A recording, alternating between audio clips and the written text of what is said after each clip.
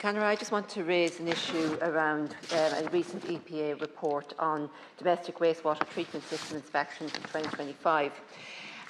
So there are nearly 500,000 domestic wastewater treatment systems in the country. Most of them are septic tanks.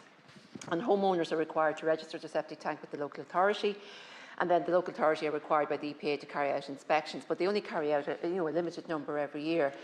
And I have to say most local authorities do, and even carry out in excess of what they're required. I think there were 3 who didn't carry out the required number last year, but they'll have to do that this year. But of those inspected, 59% of them failed the inspection. Now, if a septic tank is not working properly, it's a risk to human health.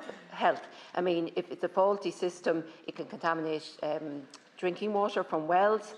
There can also be a runoff into rivers and lakes as well. And it's a risk then to the environment as well, because then our lakes and our rivers are being polluted. Now, if you have your septic tank or your domestic wastewater treatment system inspected and it fails, the local authority will issue an advisory note asking you to get it fixed, and then you can apply for a grant to do so, because the cost of repairing these systems can vary depending on where you live in the country, because it depends on the type of land that your septic tank is in. So it could cost anything from 5,000 up to 20,000 plus. Now, there is a grant available if you get this advisory note of up to 12,000, which is a great help. But if you suspect that your septic tank isn't working properly, there's no way of you getting that inspection done. You can't request an inspection. You have to hope that your septic tank will be called. So I'm just wondering if this could be looked at, that if you think your septic tank isn't working, that you can request the inspection and therefore get access to the grant if it fails the inspection.